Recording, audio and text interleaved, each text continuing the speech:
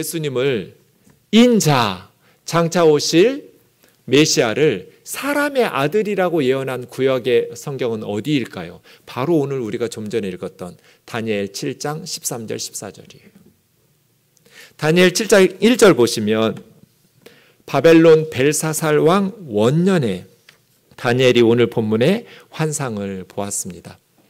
여러분 말씀드렸듯이 다니엘은 10대 중반쯤 바벨론에 끌려갔을 거예요. 그때 바벨론 제국이 시작됐어요. 그리고 바벨론 제국은 70년 정도 유지된 제국이에요. 벨사살 왕은 바벨론의 마지막 왕이고 한 10년쯤 통치했어요. 그러니까 벨사살 원년이라면 바벨론 제국이 60년쯤 진행된, 멸망하기 10년 전이니까요. 그럼 다니엘의 나이는 몇 살이겠어요? 바벨론 제국이 시작할 때 포로로 605년에 끌려갔을 때 10대 중반이었어요. 그리고 60년이 지났어요. 그러면 다니엘은 지금 몇 살이에요? 70대 중반이에요. 그러니까 평생 다니엘이 기도하면서 경건과 영성이 축적되면서 70이 넘었어요.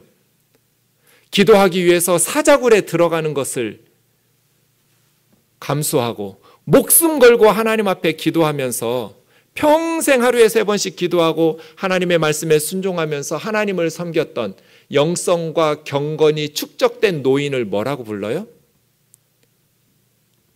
무시무시한 사람이라고 불러요. 엄청난 영적인 거인이에요. 젊어서부터 목숨 걸고 하나님 앞에 기도하면서 하나님 한 분만을 바라보면서 경건과 영성이 축적된 노인은요, 나라의 전체 군사력보다도 더 강력한, 더 중요한 인물이 돼요. 우리도 마찬가지예요. 평생 기도와 말씀으로 경건에 힘쓰면서 영성이 축적되면서 늙어가는 노인은 영적인 거인이 돼요. 그 나라와 그 사회의 가장 중요한 인물이 돼요.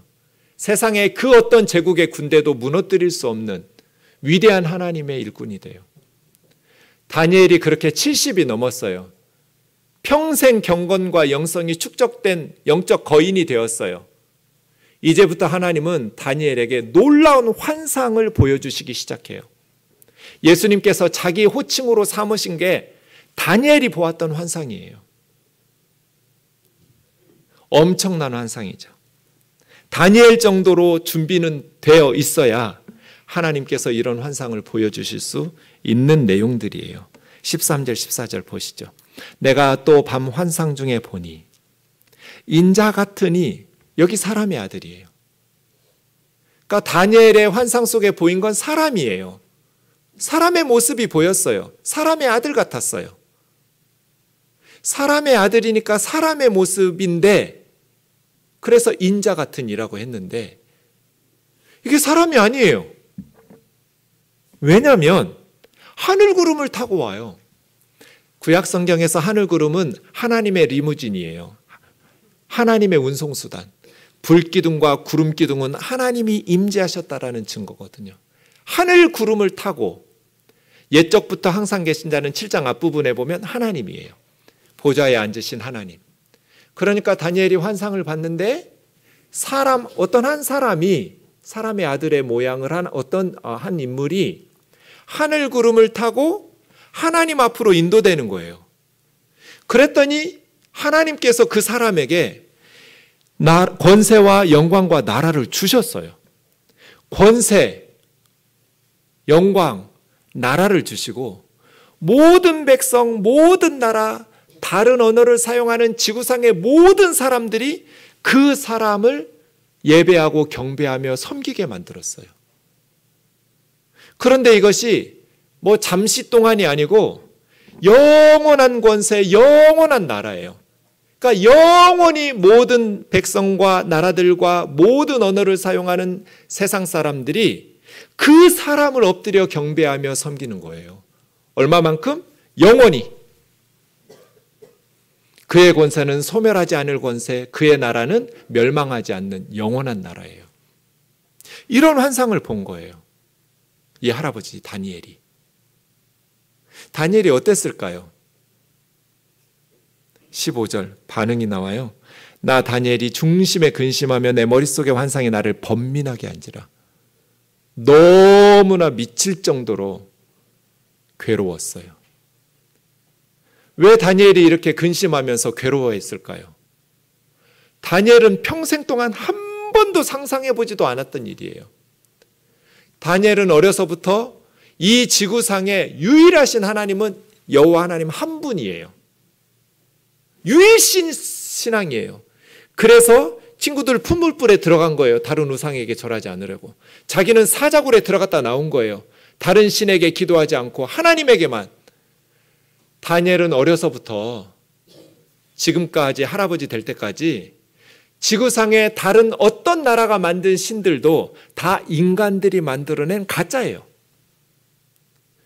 모든 나라, 모든 백성, 모든 언어가 다른 사람들이 엎드려 섬기며 경배해야 될 분은 오직 여호와 하나님 한 분이에요. 십계명에서 말씀하셨잖아요. 나 외에 다른 신을 내게 두지 말라. 나는 유일한 여호와이니. 성경은 거듭거듭 하나님은 유일하신 하나님이라고. 다니엘은 어려서부터 그렇게 다른 모든 신들은 사람들이 만들어낸 허구이지만 하나님은 유일하신 참 하나님이시다. 그러니 모든 백성, 모든 나라, 모든 언어를 사용하는 인간들은 하나님께만 섬기고 예배하고 경배해야 하잖아요. 그런데 지금 다니엘이 환상을 봤어요. 한 사람의 아들이 하늘 구름을 타고 하나님 앞에 인도되매 하나님께서 그에게 권세와 영광과 나라를 주셨는데 모든 백성, 모든 나라, 모든 다른 언어를 사용하는 지구상의 모든 인간들이 그 사람을 섬기며 경배하고 예배하는 것. 그것도 영원히. 다니엘이 얼마나 충격을 받았겠어요. 저 사람이 누구지? 저 사람의 아들이 누구이길래 하나님이 받으셔야 될 마땅히 모든 피조물들은 하나님만 경배해야 하잖아요.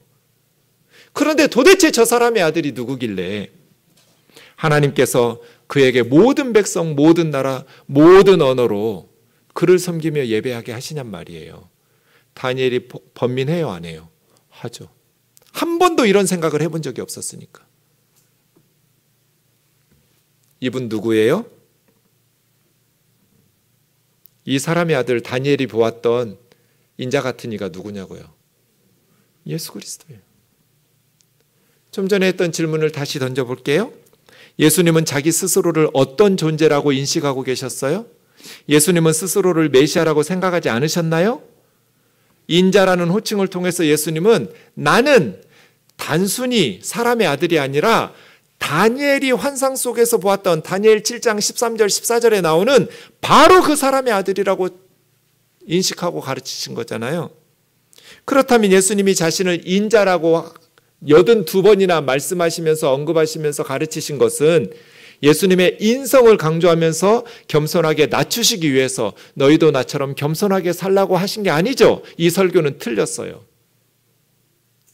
예수님이 자신을 사람의 아들이라고 말씀하신 것은 겸손하게 자신을 낮춰서 인성을 이야기하려는 게 아니에요. 다니엘이 보았던 그 사람의 아들 호히오스투 안스로포예요. 더 선 오브 맨이에요. 나는 다니엘이 보았던 그 사람의 아들이다. 그럼 예수님은 자신을 어떻게 인식하고 계신 거예요?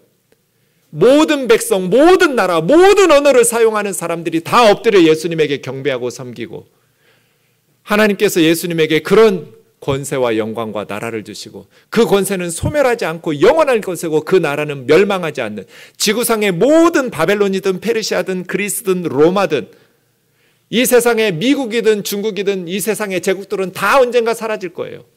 그러나 예수 그리스도의 나라는 영원히 멸망하지 않을 거예요. 그것을 지금 다니엘에게 하나님은 보여주시면서 예수님 가르쳐 주신 거잖아요. 평생 기도와 영성이 축적된 할아버지 다니엘에게 유대인들은 상상할 수도 없었던 마땅히 모든 민족, 나라, 백성들에게 하나님이 받으셔야 될 그 영광과 예배를 사람의 아들로 오시는 예수 그리스도에게 하나님께서 주신 거잖아요. 마가복음 16장 61절 대제사장이 사내들인 공회에서 예수님을 십자가 직전에 재판하면서 묻습니다. 네가 찬송받으리의 아들 그리스도냐? 찬송받으리는 하나님이죠. 유대인들은 하나님이라는 호칭을 함부로 사용하지 않으려고 이렇게 우회적인 표현을 사용해요. 찬송받을 하나님의 아들, 네가 하나님의 아들 그리스도냐? 메시아냐? 예수님의 대답이 에고에이미, 내가 그다. I am, 나는 네가 말한 하나님의 아들 그리스도다. 내가 하나님의 아들이라. 그러면 네가 말하는 하나님도 하나님이고 사람, 우리 눈에 사람으로 온 너도 하나님이고 하나님 둘이 되잖아요. 그러니 신성모독이죠. 사람이 돼가지고 예수가 하나님이라고 스스로를 주장하고 있으니 신성모독인 거예요. 그래서 십자가에 처형시킨 거예요. 예수님이 유대교 신학자들이 말한 것처럼 하나님의 아들도 아니고 메시아도 아니고 그냥 선지자 중에 한 분이고 랍비 중에 한 분이라고 주장했다면 예수님은 십자가에 죽을 일이 없어요. 예수님이 십자가에 처형된 이유는, 사내들인 공회에 의해서 사형이 선포된 이유는 예수님이 스스로를 하나님의 아들이라고 했기 때문이에요. 유대인들은 그 말을 견딜 수 없는 거예요. 하나님을 모욕한 거니까요. 감히 인간이 하나님이라고 그래? 신성모독이죠. 그런데 예수님은 그 말씀하실 때 인자, 그 사람의 아들이 전능자의 우편에 앉은 것과 하늘 구름을 타고 오는 것을 너희가 볼 것이다. 예수님은 자기 자신을 다니엘이 말했던 7장 13절 14절 얘기를 하면서 이야기한 거예요. 예수님이 갑자기 와서 너희가 믿는 하나님은 아버지 하나님이고 나는 하나님의 아들인 하나님이다, 이렇게 주장하신 게 아니에요. 예수님은 구약에 예언되었던 그 사람의 아들로 오셔서 사역을 이루신 것이죠. 그럼 예수님은 메시아로 오셨는데 왜 유대인들은 예수님이 메시아인 줄을 알아차리지 못했을까요? 왜 예수님이 다녀가신 지 2000년이 지났는데 아직도 유대인들은 메시아를 기다리고 있을까요? 그들이 생각한 메시아가 예수님이 생각한 메시아하고 달랐기 때문이에요. 고린도후서 5장 15절부터 17절까지 보시면 예수님이 모든 사람을 대신하여 죽으신 이유는 이제 살아있는 우리 그리스도인들이 자기 자신을 위해서 살지 말고 우리를 위해서 대신 죽었다가 살아나신 예수님을 위해서 살게 하려고 예수님 죽으셨다고 말해요. 예수님이 우리에게 어떻게 살라고 우리 대신 십자가에 죽으셨어요? 다시는 우리 자신을 위해서 살지 말고 예수님을 위해서 살아가려고. 그럼 예수님을 위해서 살아가려면 어떻게 해야 될까요? 16절처럼 해야 돼요. 그러므로 이제 우리는 예수님을 위해서 살아가기 위해서 어떤 사람도 육신을 따라 알지 아니하노라. 사람을 세상적인 기준으로 육신적인 관점으로 판단하고 평가하지 않겠다는 거예요. 그 사람이 노예인지 로마 시민권자인 자유인인지 가난한 사람인지 부유한 사람인지 뭐 국적이 어딘지 성별이 무엇인지 예전에는 그런 걸 보면서 사람을 판단하고 정죄했는데 이제는 예수님을 위해서 살기로 작정한 하나님의 백성들에게는 어떤 사람도 세상적인 기준으로 판단하지 않는다는 거예요. 그러면서 바울이 고백해요. 비록 우리가 그리스도도 육신을 따라 알았었다고. 그런데 이제부터는 더 이상 그렇게 알지 않는다고. 바울 시대에 예수님을 보고도 메시아라고 인정하지 않은 것은 대다수 유대인들이 예수님을 배척한 이유는 그들이 메시아에 대한 생각이 예수님의 생각과 달랐기 때문이에요. 유대인들이 생각한 구원자인 메시아는 이스라엘을 로마로부터 해방시켜줄 구원자예요. 경제적으로 이 지긋지긋한 가난으로부터 해방시켜줄 풍요를 주실 메시아예요. 예루살렘 성전을 강도의 소굴이 장악했는데 자격도 없는 강도의 소굴과 같은 지도자들, 불의한 자들을 제거하시고 의로운 자들을 세워서 사회를 정의롭고 평화롭게 만들어주는 메시아예요. 그런데 메시아가 왔다 갔대요. 예수 믿는 사람들과 교회는 그리스도가 예수이며 메시아가 이미 왔다 갔다고 선언하는데 무슨 구원이 이스라엘에 일어났어요? 여전히 로마 사람들이 압제하고 있고 여전히 굶주림 속에 허덕이고 있고 여전히 예루살렘 성전은 강도의 소굴이고 불의한 자들이 억압하고 착취하는 공의롭지도 않고 평화롭지 않는 세상. 무슨 구원이 일어났어요? 메시아가 다녀가고 구원자가 다녀갔는데 유대인들이 생각한 메시아는 다윗과 같은 왕이에요. 다윗 시대에 이스라엘이 가장 위대한 국가가 된 것처럼 메시아가 오시면 다윗처럼 다윗의 자손으로 오시는 메시아는 우리 이스라엘을 로마로부터 해방시켜주고 경제적으로도 풍요하게 해주고 정의롭고 평화로운 나라로 만들어주시는 그런 메시아를 기다리고 있었는데 예수님은 그 로마의 총독에게 벌거벗김 당해서 십자가에 처절하게 비참하게 처형당한 사형수로 끝났잖아요. 무슨 구원이 일어났어요? 바울은 그런 생각을 가지고 있었기 때문에 예수님과 교회에 대한 이야기들을 들었지만 단 한 번도 예수님이 메시아라고 생각해 본 적이 없다가 다메섹 도상에 가다가 부활하신 주님을 만나고 보니 육신적 관점에서 영적인 관점으로 바울이 변하게 된 기회가 된 거죠. 구약 성경을 새롭게 보기 시작한 거예요. 여러분, 로마로부터 해방되고 경제적으로 풍요로워지고 공의롭고 평화로운 사회에서 살아가면 그게 구원인가요? 그게 메시아가 주어야 될 선물인가요? 아니요. 예수님이 생각한 구원은 십자가의 대속적 죽음이에요. 이 세상의 나라는 영원하지 않아요. 다니엘이 보았던 환상 속에 예수님이 받은 나라는 영원히 멸망하지 않는 나라예요. 그 해석에 보면 천사가 다니엘에게 해석해 주는데 지극히 높으신 하나님의 성도들이 그 나라를 함께 받을 거예요. 예수님 덕분에. 그 사람의 아들 덕분에 하나님의 백성들이 영원한 나라를 소유하게 된다. 이 세상의 나라는 그 어떤 제국도 영원하지 않아요. 예수님이 주시는 나라는 그래서 세상의 정치적인 자유나 경제적인 풍요나 사회적인 공의나 평화가 아니라 우리 죄를 대신하여 십자가에서 하나님의 형벌을 받아주심으로써 하나님과 원수되었던 우리를 하나님의 자녀로 삼아 영원히 멸망하지 않는 하나님의 나라를 상속받게 하는 것이 예수님의 구원이었어요. 예수님이 우리에게 주시고자 한 메시아의 사역은 십자가에서 우리 죄를 대신하여 하나님의 형벌을 받는 십자가 사건이 바로 메시아의 구원 사건이었어요.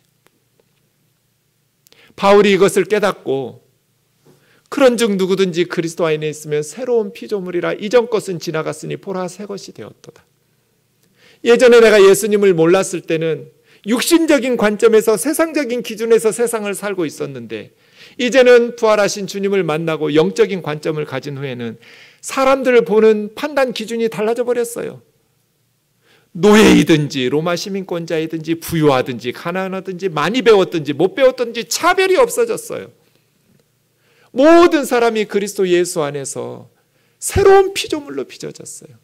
자기도 새로 태어났어요. 왜 유대인들은 예수님을 경험하면서도 메시아인 줄을 알아보지 못하고 지금까지도 메시아를 기다리고 있는가? 육신적 관점에서 메시아를 기다리고 있기 때문이에요. 바울의 고백처럼. 그래서 메시아인 줄을 몰랐어요. 그리스도도 그렇게 보고 있기 때문에. 정리해 보겠습니다. 예수님은 나는 그 사람의 아들이라고 가르쳤습니다. 스스로 그렇게 인식하셨고 제자들에게도 그렇게 가르치셨어요. 예수님 외에 인자라는 표현 앞에 정관사 호를 집어넣어가지고 말한 어떤 유대 문헌도 없어요. 예수님만 이렇게 독특하게 자기 자신을 부르셨어요. 내가 그 사람의 아들이라고. 이 말은 나는 하나님의 아들이라는 뜻이에요. 둘 중 하나죠. 예수님의 이 말씀이 참이든지 거짓이든지. 예수님의 말씀이 참이라면 예수님은 우리의 구원자죠. 예수님의 말이 거짓이라면 예수님은 우리의 구원자가 아니에요. 둘 중 하나예요. 예수님을 믿고 구원을 받든지 예수님을 믿지 않고 지옥에 가든지 둘 중 하나밖에 없어요. 모든 인간은 둘 중 하나를 선택해야 돼요. 예수님을 사기꾼이나 정신병자라고 해서 안 믿든지, 예수님을 나의 주 나의 하나님이라고 내 죄를 위해서 벌거벗고 십자가에서 못 박혀 죽임당하신 나의 구원자라고 고백하든지. 예수님이 세상에 왜 오셨나요? 요한일서 4장 9절, 하나님의 사랑이 우리에게 이렇게 나타난 바 되었으니 하나님이 자기의 독생자를 세상에 보내심은 그로 말미암아 우리를 살리려 함이라. 예수님 없으면 우리 죄 때문에 우리는 죽어요. 하나님의 심판을 받을 수밖에 없어요. 하나님의 아무리 사랑이 많으셔도 예수님의 십자가가 필요해요. 우리를 용서하려면. 우리는 그런 죄인들이에요. 예수님의 십자가가 없이 하나님의 용서를 받을 수가 없어요. 하나님은 우리를 극진히 사랑하셔서 독생자를 세상에 보내주셨어요. 그로 말미암아 우리를 살리려고. 사랑은 여기 있으니 우리가 하나님을 사랑한 것이 아니요 하나님이 우리를 사랑하사 우리 죄를 속하기 위하여 화목제물로 그 아들을 보내셨습니다. 그럼 이제 우리는 어떻게 살아야 할까요? 예수님이 우리를 위해서 성육신적인 사랑으로 세상에 오신 것처럼 우리도 예수님처럼 성육신적인 사랑을 실천해야 하지 않을까요?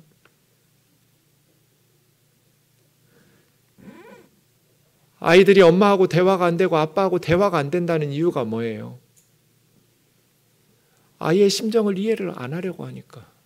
성육신을 안 해요. 낮아지지를 않아요. 그 입장으로 돌아가지를 않아요. 왜 부모님들은 자녀들이 내 마음을 모른다고 할까요? 부모의 마음을 이해하려고를 안 해요. 자기 생각밖에 안 해요. 성육신을 안 해요.